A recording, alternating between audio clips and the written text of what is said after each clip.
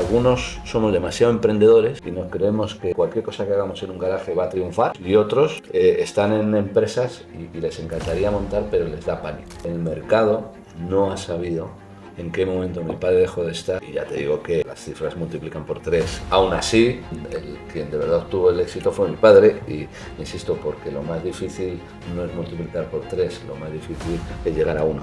Entonces decidimos hacer un viaje en motocarro desde Madrid a Escocia. A lo mejor alguien lo quiere patrocinar. Y si alguien lo quiere patrocinar, ¿por qué quedarnos nosotros ese dinero que nos hace falta? ¿Por qué no buscamos una fundación a la que podamos ayudar? Y ya la siguiente vuelta además que le dimos es, joder, pues ya si alguien lo va a patrocinar y se lo vamos a dar a una fundación, no nos vayamos a Escocia, vámonos a Cabo Norte, en Noruega. Un cliente me vino y me dijo: es que vosotros los hijos ya no hacéis las casas como las hacía tu padre. ¿Qué otra casa compraste tú que hizo mi padre? Y me dijo el nombre de la promoción. Yo no le corregí, pero esa promoción la habíamos hecho nosotros, los hijos. ¿Qué es el éxito? Todo el mundo quiere ser súper profesional, súper brillante. Algo por lo que te apetezca levantarte por la mañana. Tiene que estar alineado lo que piensas, lo que dices y lo que haces. Cuando tienen mi edad y más años descubren que no les resuena nada. Tú sigue, o sea, tu objetivo no es a corto plazo. Cómo organizar la empresa, de cómo debe ser tu relación con tus empleados. Le tienes que dedicar tiempo. Claro. Estamos aquí ya con el equipo nuevo.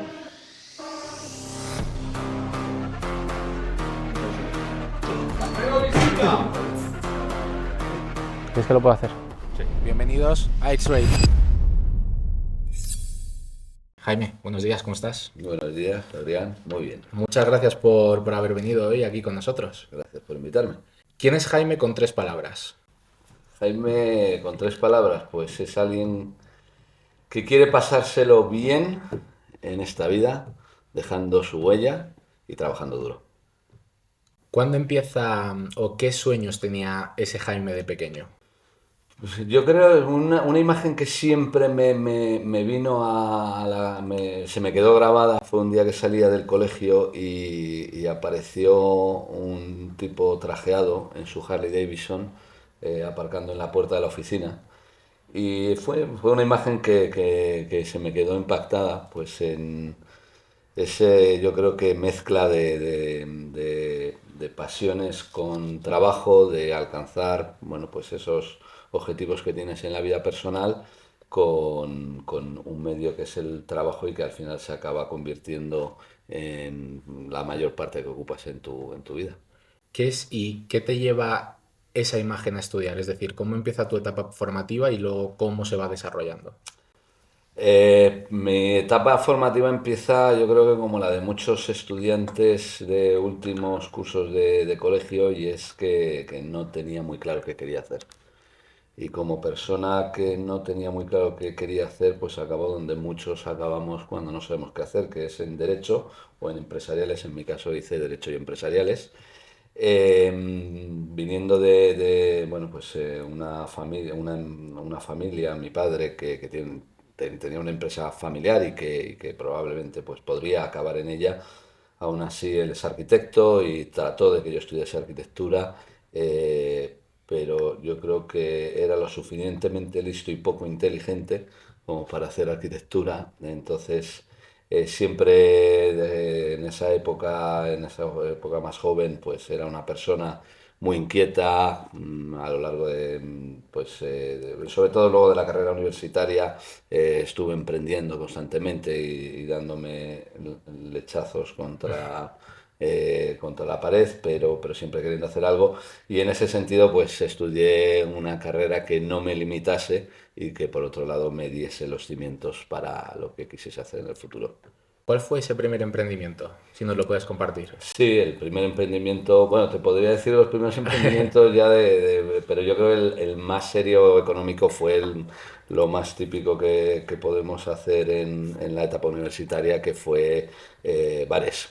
¿Bares? Decir, ¿Montaste un bar? empecé alquilando barras y acabamos teniendo un bar. Pero vamos, básicamente, bueno, ahí volvíamos a unir dos puntos, que era pasarlo bien, pero por otro lado pagarnos los gastos universitarios. Luego pues hice más cosas que soportaron mi economía universitaria, como es pues monitor de esquí, agencias de viajes, bueno, pues esas cosas que puedes desarrollar con el poco conocimiento que tienes en esa época y lo que son las ganas de hacer y de que alguien te mande por muy poco dinero a hacer Claro. cosas por ahí.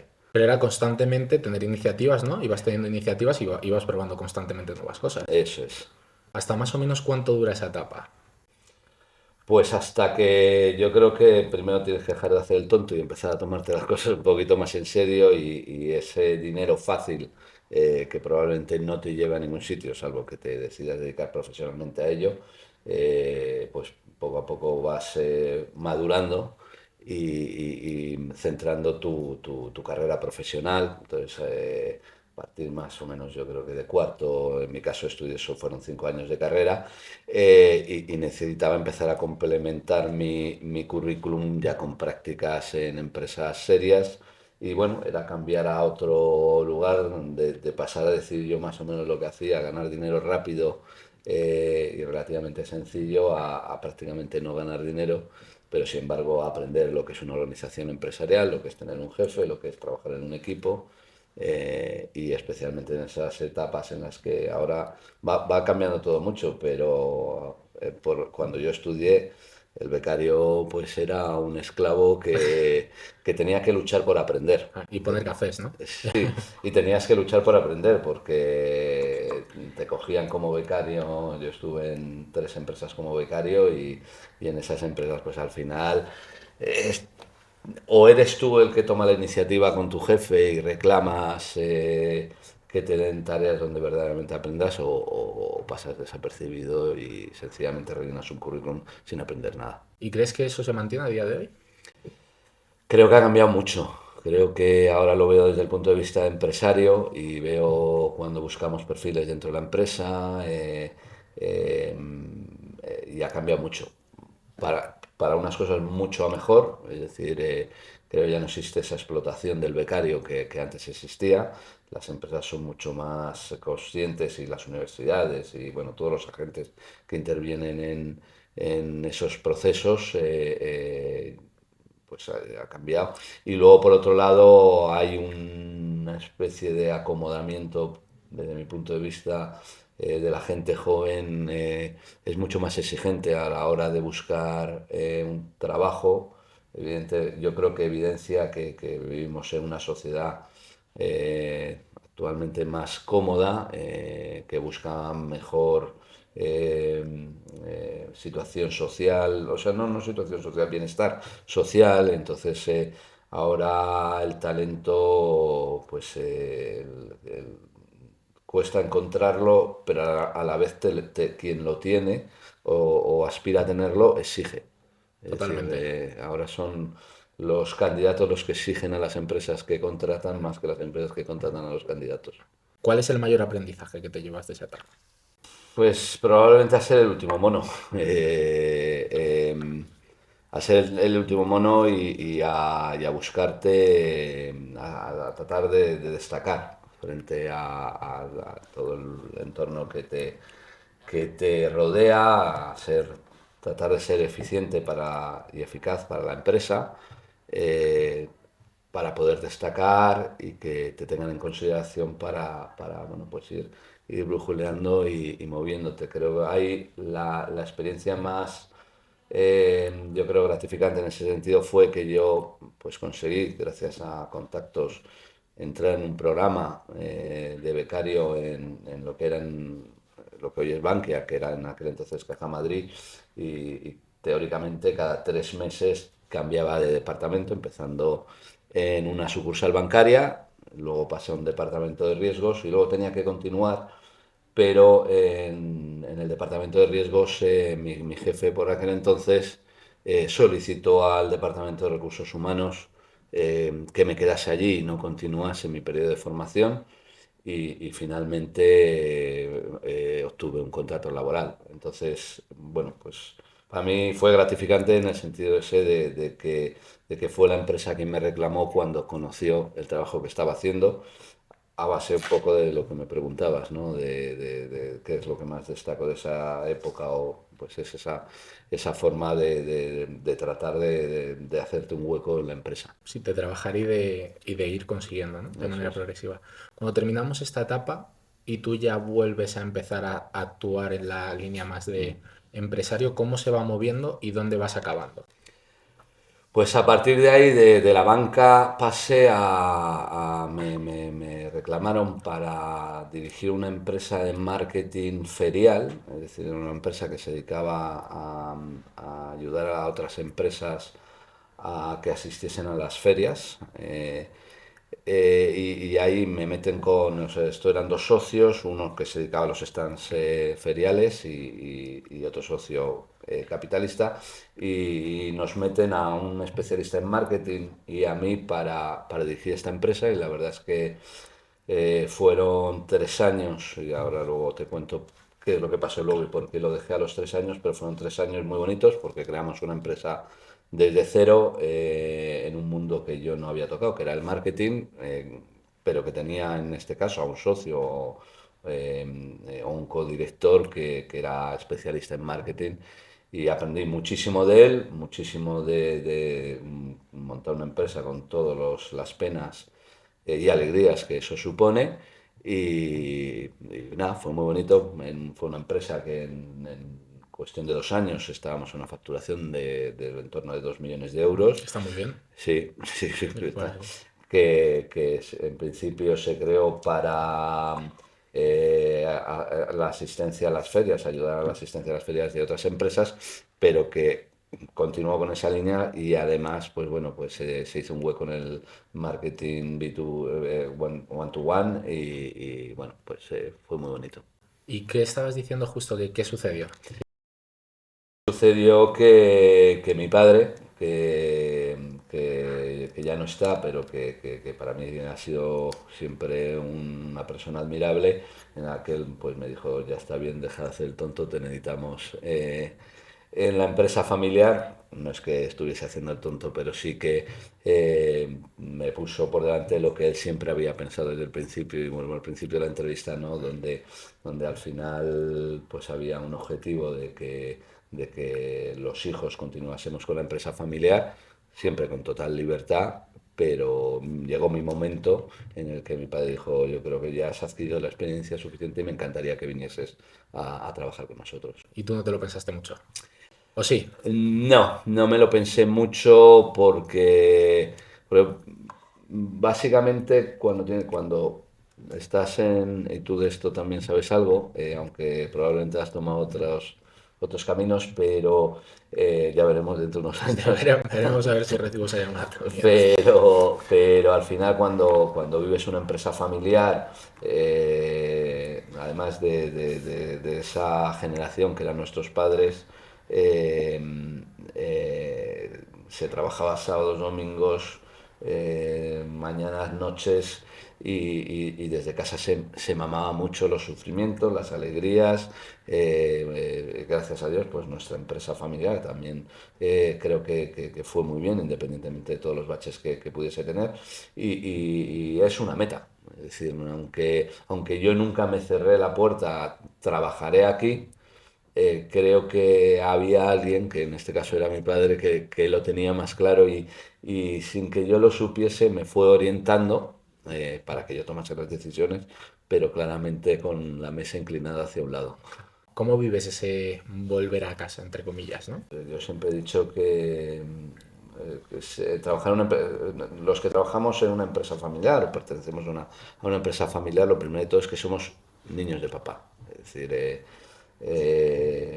y tenemos una proyección que podríamos decir que no nos la merecemos, ¿vale? Nos la Vale. merecemos por ser hijo de, pero no te la has ganado a pulso. No ha habido un proceso de selección, no han contratado al mejor profesional, y en este caso, pues ahí está lo bueno y lo malo, ¿no?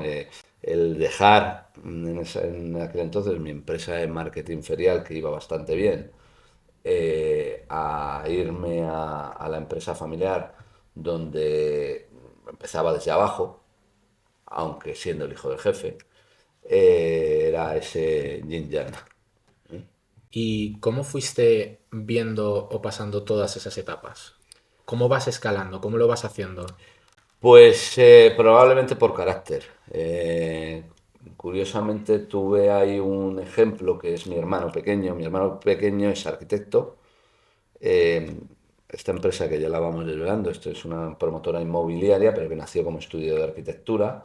En el año 92 pasó a ser promotora inmobiliaria y mi hermano Javier, que es arquitecto, y desde el primer momento él no tuvo la experiencia que yo tuve fuera, a él le reclamaron mucho antes, es una carrera al final de ciencias, quizás salen más preparados que los que estamos en carreras de letras para ejercer una profesión y a él le reclamaron mucho antes, se puso, pero él puso unas condiciones y dijo, yo entro aquí, pero tu papá no vuelves a tocar tu estudio de Claro. arquitectura y me tienes que dejar a mí que haga mi equipo, que el equipo que hay lo amolde a cómo soy yo y mi forma de trabajar y él bueno, pues consiguió hacer esa transformación pronto y cuando yo llegué, pues tenía curiosamente a un hermano pequeño, pero que había marcado un paso. Y ese fue el paso que yo seguí con mucha más cautela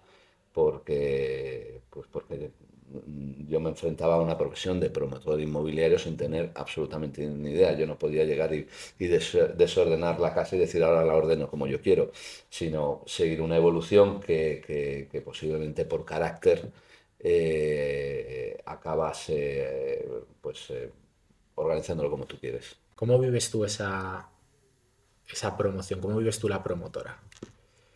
Pues con muchos errores, es decir, yo recuerdo perfectamente, para mí fue algo que me marcó muchísimo y es que no sé en qué momento de mi inicio, probablemente llevaría 2 o 3 años trabajando, me fui al despacho de mi padre y le dije en aquel entonces, mi padre acababa de empezar a la vez que Fernando Martín de Martinsa, aún había empezado en la zona de Tres Olivos, mi padre había empezado más en una zona de Ventisquera de la Condesa, Arroyo Fresno, y entonces, y Fernando Martín Martins acaba de comprar Fadesa, que era una inmobiliaria gallega que además había expandido por España y por Marruecos bastante grande.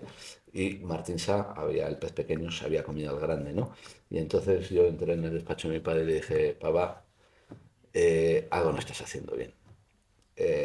Yo cada vez que recuerdo esto, o sea, entra mi hijo y me dice eso, y el guantazo o sea, sale del Totalmente. despacho, pero vamos, calentito.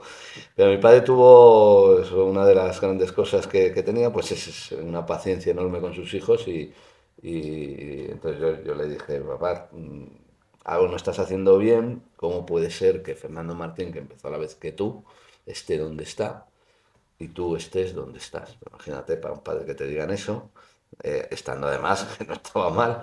Y mi padre me contestó, bueno, es que para eso estás tú aquí, ¿no?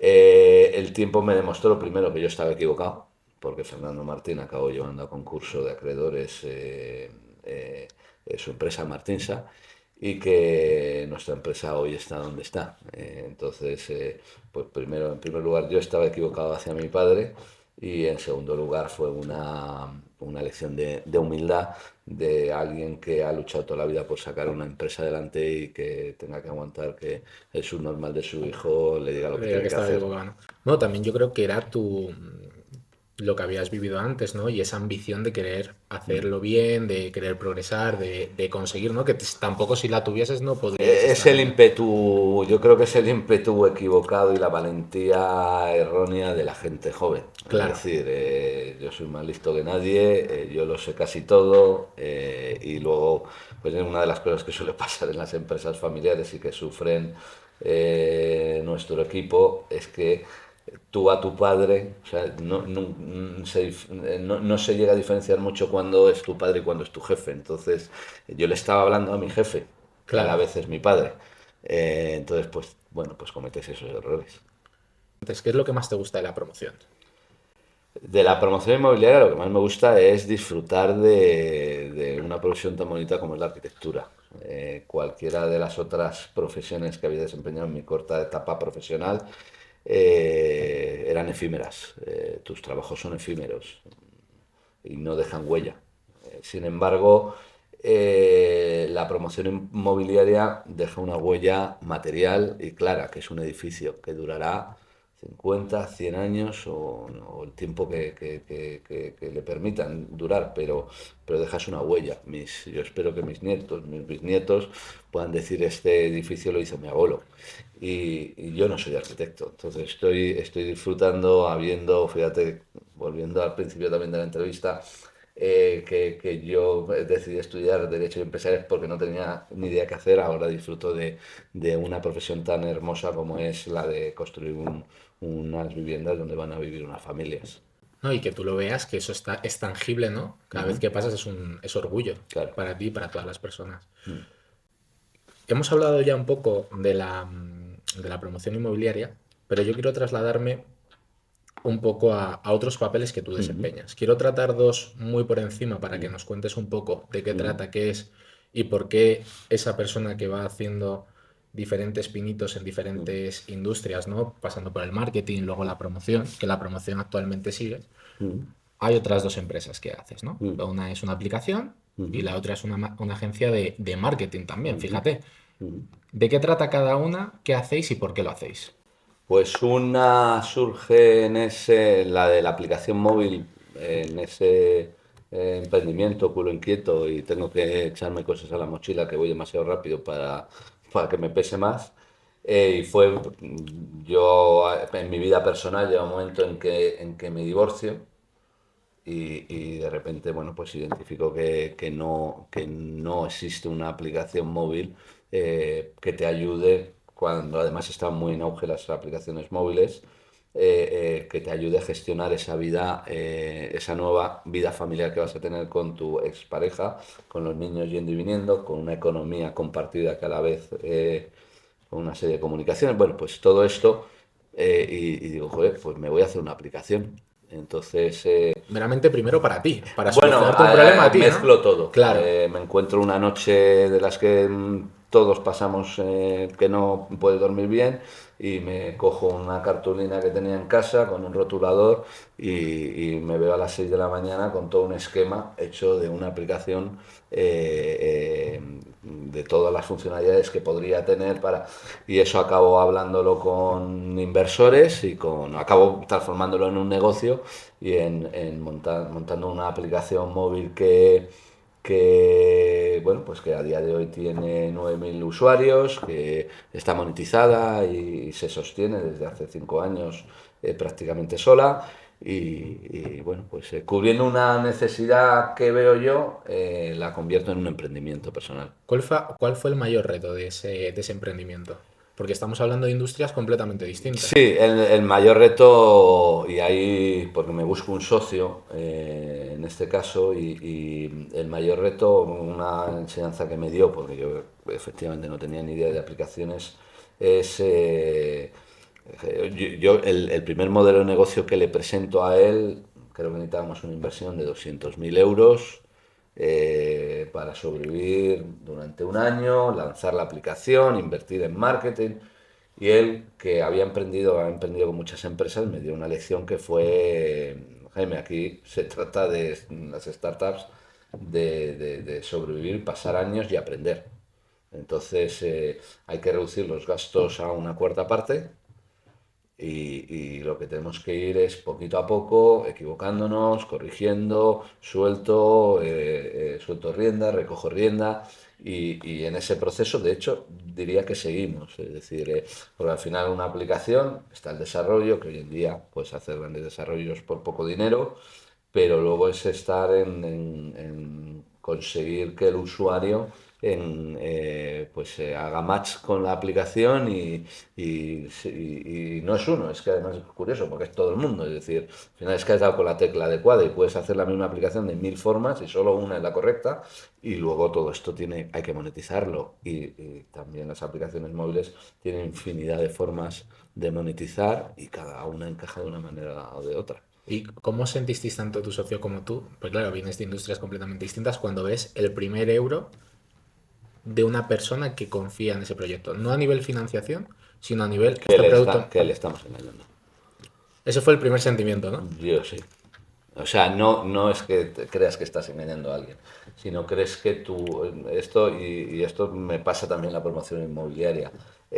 Yo cuando nosotros hacemos, también me lo enseñó mi hermano Javier, el arquitecto, cuando fui al primer edificio que acabamos juntos y le decía, bueno, ¿te sientes orgulloso? Y él decía, es que cuando vengo, he estado viniendo tantas veces durante el proceso de construcción que ahora cuando lo vengo y lo veo acabado, lo único que veo son los defectos.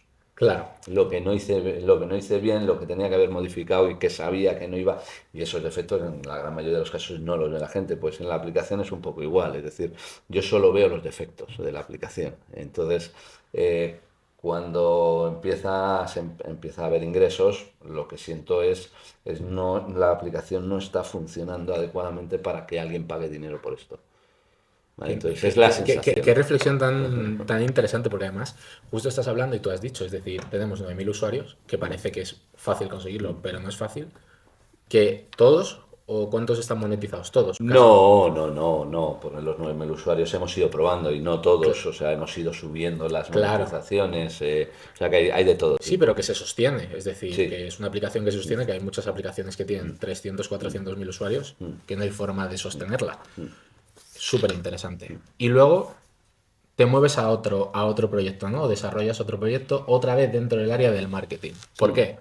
Bueno, en este caso fue porque mi pareja trabajaba en una agencia de marketing pharma, es decir, el marketing pharma es el marketing principalmente para laboratorios farmacéuticos. Luego tiene más vertientes, pero es principalmente esto, ¿no? Y es un marketing muy singular, donde hay que conocer una legislación, y hay que conocer al cliente, hay que conocer todas las limitaciones que tiene hoy en día el marketing pharma, y trabajaba en una agencia y a mí me contaba las cosas y decía, ¿por qué no te montas por tu cuenta? En este caso ella era jefa de cuentas y yo decía, pues esto... Y lo que hice al final es... porque ella llevaba además con un director creativo que se habían ido cambiando en su trayectoria profesional, habían estado en 3 empresas durante, no sé si eran 10 o 15 años, no, sí, más de 15 años, y se habían ido cambiando juntos, ¿no? De empresas, y digo, joder, ¿y por qué no? ¿Por qué no os montáis? Y esto es lo que le pasa a mucha gente, ¿no? El miedo al emprendimiento. Algunos somos demasiado emprendedores y nos creemos que cualquier cosa que hagamos en un garaje va a triunfar y vamos a cobrar millones de euros, y otros están en empresas y les encantaría montar, pero les da pánico. Entonces en aquel momento les dije, pero ¿por qué no lo montáis? ¿Por qué no lo montáis? Y, joder, porque no tenemos dinero. Digo, pero ¿cuánto dinero? Realmente no hace falta mucho dinero para montar esto.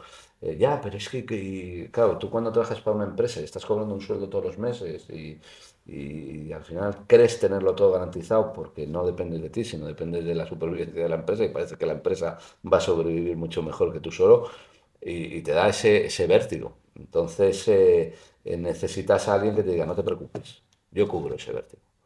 Y parece que tú la acompañas, claro, le das ese empujoncito. Claro, entonces, y de hecho yo lo que les propongo es, les digo, oye, mira, primero yo estoy saliendo con esta persona, seríamos 3, no tiene ningún sentido que yo esté aquí, yo os ayudo, puedo ser un inversor temporal, pero intento no participar en algo que creo que se podría quedar descompensado, que yo con mi pareja puedo dejar de estar al cabo de un tiempo y me quedo ahí como socio incómodo. Y entonces les planteo, pero me dicen que no, que o estoy o no se lanzan. Entonces al final pues acabo estando, sí que les doy unas salidas mías, ¿vale? Decir, oye, si por cualquier cosa en algún momento queréis que yo salga de esta manera. ¿Vale? Y preparo, establezco un procedimiento de mi salida, que esté reglado. Y bueno, llevamos desde el año 2021, es una empresa que hoy tiene 8 empleados, que está en una facturación de 700-800.000 euros, pero muy solvente y haciéndose un hueco en el mercado. Y ellos felices de haberte hecho caso, ¿no? Y haber cogido...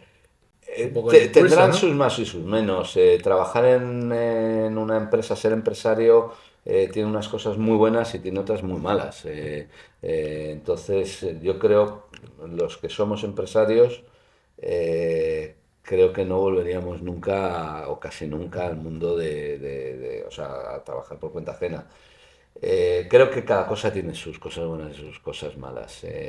Y más cuando empiezas una empresa. Cuando empiezas una empresa creo que hay más penurias que alegrías, pero vuelvo a la aplicación móvil. Es decir, creo que hay que tener paciencia, no arriesgar y tratar de avanzar con paso firme sabiendo que vas a tener que dar pasos hacia atrás. Es decir, que hay que ir avanzando poquito a poco y de vez en cuando retrocediendo, rectificando y adaptándote a lo que el mercado, las circunstancias, los cambios empresariales hagan.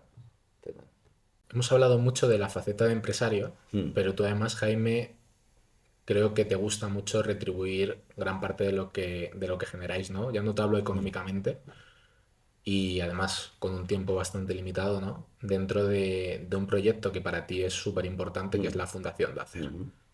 ¿Qué es la Fundación Dacer y por qué empieza la Fundación Dacer? Fundación Dacer es una fundación que básicamente se dedica a mejorar la calidad y la esperanza de vida de personas que han sufrido un daño cerebral. Fundación Dacer nace en el año 2013 como brazo solidario de un centro privado de neurorehabilitación que es Dacer, y que en el año 2013 decide abrir la fundación para canalizar pues todas las ayudas que se ven que necesitan hacer a pacientes porque entra mucha gente por la puerta que no puede permitirse un tratamiento de neurorehabilitación y ellos no pueden dejar a esa persona tirada. Entonces, o cuando eres un profesional sanitario esto cuesta, ¿no? Entonces deciden montar la fundación para atender a estas personas y luego porque los proyectos de investigación es más sencillo canalizarlos a través de una fundación que desde una empresa privada. Y ahí es cuando nace. Yo cuando aparezco, pues yo aparezco la mayoría de las veces aparezco de una manera muy tonta, aparezco porque en el año, yo creo que más el 2013 empiezo a preparar un viaje en motocarro. Un motocarro es un vehículo de 3 ruedas con 50 centímetros cúbicos, es decir, básicamente es una Vespino, ¿Vale? a la que alguien le coloca otra rueda, es decir, lo hace tremendamente inestable, y le coloca una caja detrás, ¿vale? Pero mantiene el mismo motor prácticamente, ¿no? Y es el que antiguamente ahora ya no se ven. Bueno, los vemos muchas veces en ciudades europeas porque son los que te venden el café en Vale. mitad de...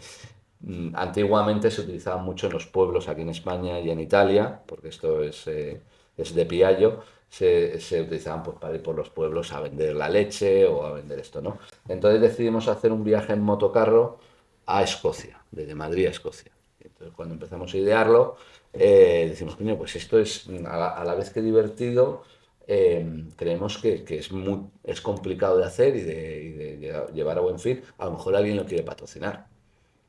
Y ya decimos, oye, si alguien lo quiere patrocinar, ¿por qué quedarnos nosotros ese dinero que nos hace falta? ¿Por qué no buscamos una fundación a la que podamos ayudar? Y ya la siguiente vuelta además que le dimos es, joder, pues ya si alguien lo va a patrocinar y se lo vamos a dar a una fundación, no nos vayamos a Escocia, vámonos a Cabo Norte, en Noruega, es decir, vamos a hacer 5.000 kilómetros atravesando toda Europa para que este proyecto ya sea completamente redondo. Y buscando esa fundación, apareció la Fundación Dacer. Entonces, hicimos el viaje, fueron 40 días viajando a 25 kilómetros por hora, atravesando toda Europa por carreteras comarcales, y llegamos a Noruega y se recaudaron 75.000 euros. Qué bueno. Y esos 75.000 euros se le dieron a la Fundación Dacer. Entonces, en aquel entonces, el patronato de la Fundación Dacer, pues dijo, tenemos aquí a un payaso que nos puede generar bastante dinero. Entonces vamos a meterle en el patronato y a invitarle a que siga haciendo viajes tipo de en este tipo aventuras. de Sí. moto, ¿no? Entonces, bueno, luego cruzamos el Sáhara en Vespino, y hemos hecho diferentes acciones. Y ya dentro del patronato y volviendo a ese carácter mío más empresarial, más de liderazgo, Paso a ser el secretario del patronato y en el año 2000, creo que fue 23, no sé si fue 22 o 23, me hacen presidente de la fundación. Y desde ese año pues estoy de presidente. ¿Qué es lo que más ilusión te hace dentro de una fundación, dentro de ser el presidente de una fundación? Probablemente lo mismo que con la misma similitud que existe entre la promoción y la arquitectura. Aquí me pasa con la neurorehabilitación, es decir, siendo alguien que no tiene mucha idea más allá de lo que haya aprendido en estos años, pero de lo que era el daño cerebral y de lo que es la neurorehabilitación, poder participar y poder ayudar a esos profesionales sanitarios a alcanzar los objetivos de neurorehabilitación sin ser, es decir, a construir el edificio sin ser arquitecto. Claro. ¿Vale? Y eso es donde yo disfruto. ¿Qué aporto yo en la fundación? Principalmente mis conocimientos empresariales. Es decir, al final, una fundación a veces no se entiende como una empresa. Una fundación es una empresa que tiene que dar beneficio, porque si no da beneficio No tiene sentido. no puedes ayudar. Claro, no puedes Y ayudar lo a único nadie. que en vez de repartir dividendos, lo que hace es destinar su beneficio a ayudar a gente, a conseguir sus fines fundacionales. Con lo cual requiere una gestión empresarial. Y eso es lo que yo puedo aportar. En el momento que entro como presidente, cambié el patronato, no llegué y lo tiré Para todo, afuera. pero sí que lo cambié y me hice con un patronato completamente empresarial. Me cogía marketing, me cogía jurídico, me cogía fiscal, me cogía financiero y luego, por supuesto, la rama sanitaria que la mantuve y reforcé. Entonces, bueno, pues al final lo que tengo es un equipo como si fuese una empresa en la que el personal no cobra, pero aporta y recibe mucho más probablemente que la parte económica. ¿Qué es lo más difícil de llevar una fundación, dirías? Pues que yo diría dos cosas. Una, que hay que sobrevivir todos los años. Es decir, que cada año es un casi drama en el sentido de que al final una fundación, sobre todo pequeña, o sea, porque lo ideal es que una fundación tenga inmuebles, que tenga fondos y vaya... Pero una fundación pequeña no se puede permitir tener todos esos colchones y al final lo que está haciendo es sobrevivir todos los años con lo que tiene a la vez que gastándoselo. Claro, Sí, totalmente. porque si yo hago una gala benéfica y recaudo un dinero, ese dinero no puede ser para que tener una estructura y un personal y no hacer nada, sino que tenemos que repercutir ese dinero en nuestros fines fundacionales y cada año pues te lleva un poco al límite. Eso por un lado. Y luego por otro que tienes que estar pidiendo todo el día. Es decir, eh, en la parte empresarial casi me piden a mí. Claro. Pero yo estoy haciendo un negocio, no tiene nada que ver en este sentido. Sin embargo, aquí tengo que ir todos los días a llamar a las puertas de empresarios, de amigos, de conocidos, de personas que se van subiendo al carro de la fundación a pedirles más y más y más y más y más. Entonces eso es quizá lo más complejo. ¿Cuál es la historia que has vivido en la fundación que más te ha llamado la atención con cualquiera de estas personas que nos puedas compartir? Con los beneficiarios. Con los beneficiarios. Bueno, hay un proyecto que es increíble, que es el proyecto Despertar. Tenemos, bueno, la verdad es que la neurorehabilitación creo que no hay la conciencia que debiera haber en la sanidad pública, ¿vale? Tenemos una sanidad pública que es extraordinaria y nos salva la vida. Pero una vez que nos ha salvado la vida, se queda con pocos medios para dar continuidad a esto. Entonces tenemos un proyecto que es el proyecto Despertar, que lo que hace es personas que están con un daño cerebral severo, en muchos casos en coma, o directamente, vamos, pues ahora mismo estamos tratando a un chico que le atropelló un coche en Navidad y está completamente, o sea, es de estas personas porque está, aparte de completamente pues, magullado con huesos rotos y demás, abría muy poco los ojos, cuando los abría la mirada era completamente perdida, es decir, no, digamos, nosotros decimos que no estaba conectado. ¿Vale? Está en un hospital en la Comunidad de Madrid, que no voy a decir el nombre, pero nosotros tenemos que entrar, con el proyecto Despertar habitualmente tenemos que entrar casi a escondidas en los hospitales, en muchos casos a escondidas, para poder tratar a estos pacientes. No nos dejan en muchos casos tratar a los pacientes, a pesar de que colaboramos con la Consejería de Sanidad de la Comunidad de Madrid, de que estamos reconocidos en este sentido, pero luego los hospitales no quieren que toques a sus pacientes porque en cierta medida tienen una responsabilidad, ¿no? En cierta medida no, tienen una responsabilidad sobre ese paciente y claro, no saben lo que vas a hacer. Pero el caso es que mediante la estimulación hemos conseguido que muchos pacientes vuelvan a conectar. Y ahora mismo, por ejemplo, lo estamos viviendo con Íñigo, en cuestión de, lleva ingresado desde diciembre, desde mediados de diciembre, estaba perdido, estaba desconectado y hace una semana empezó a conectar con 3 sesiones de Lorena, nuestra directora general, que es una auténtica, lo que hace es una pasada, y en 3 sesiones ha conseguido que conecte, que vuelva a sonreír, que siga con la mirada. Claro, Entonces, lleváis muchos años ya con esto. sí, llevan. No, bueno, claro, llevan ya muchos años. Y entonces eso es una pasada y a partir de ahí, pues bueno, el cambio que supone en las familias, esto es, al final, es esperanza.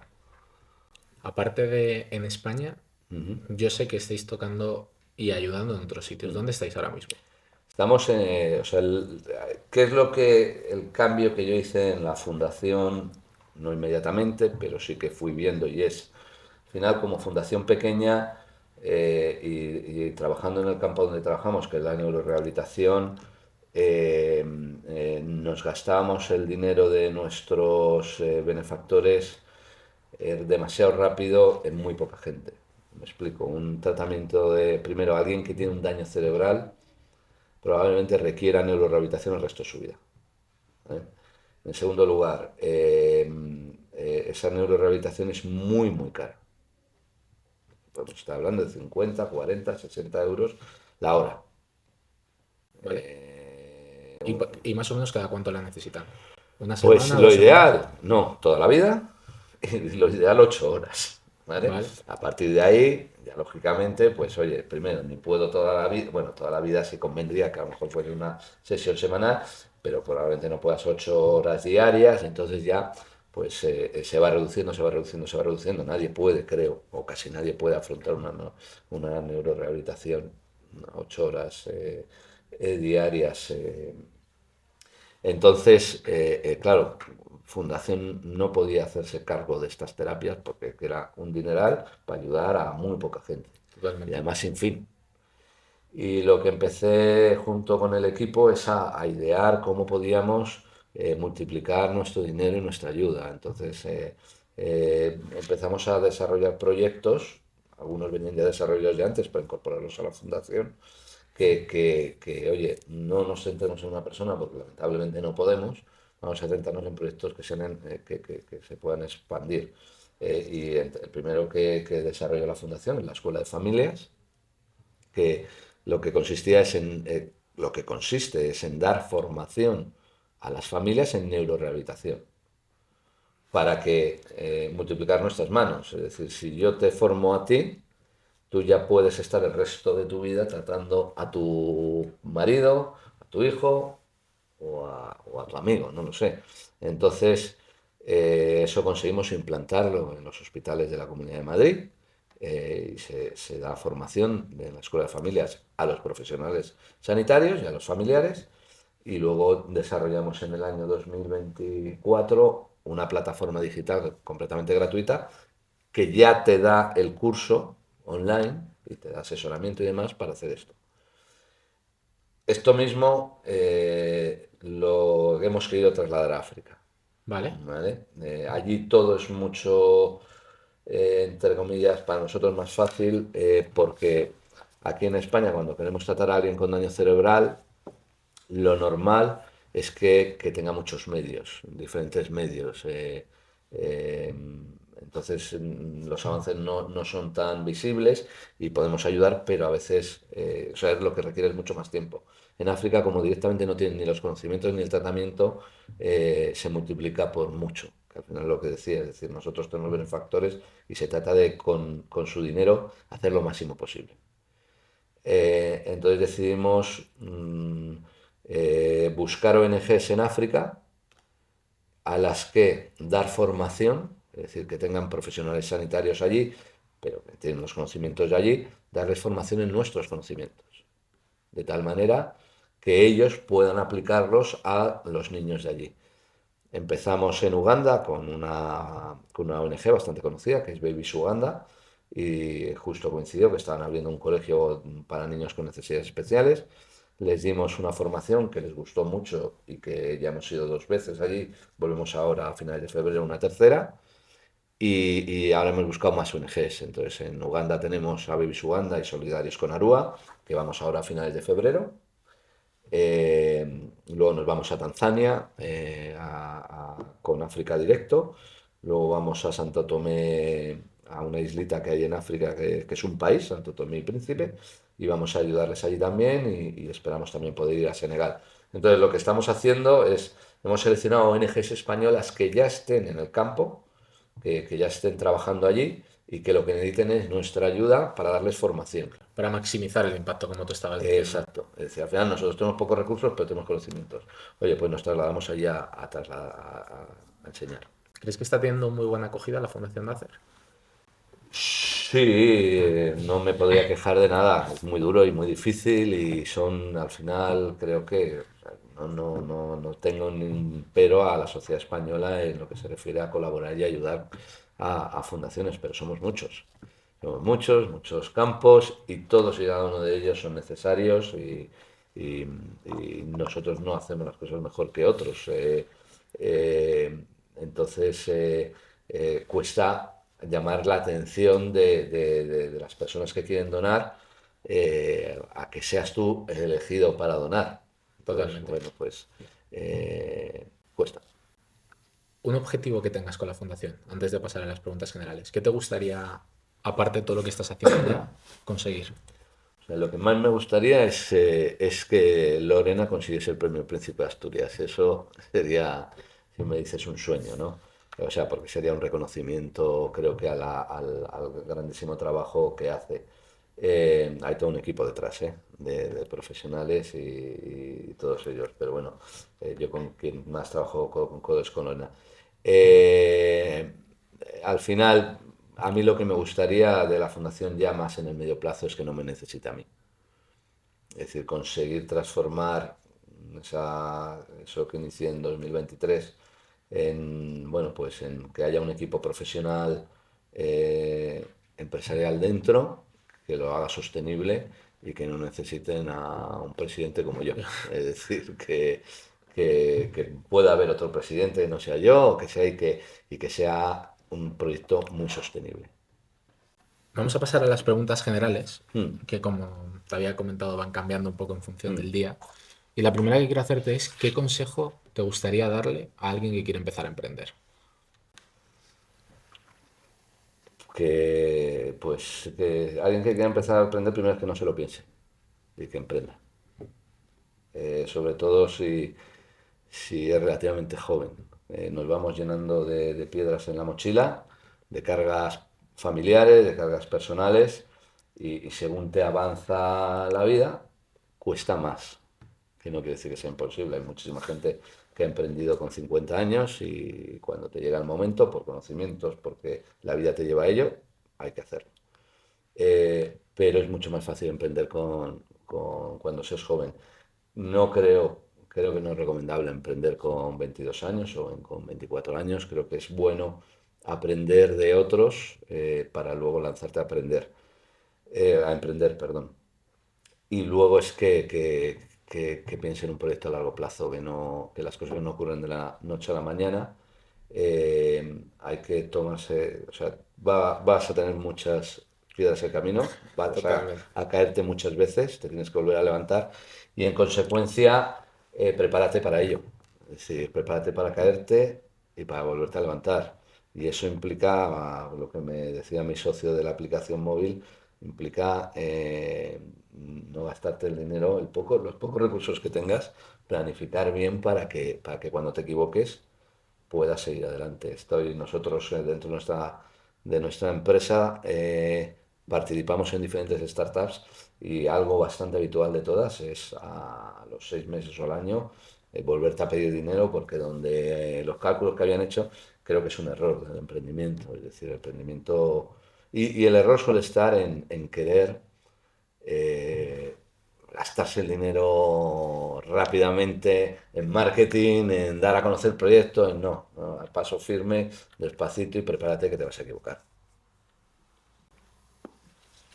¿Cuál es el peor consejo que te han dado?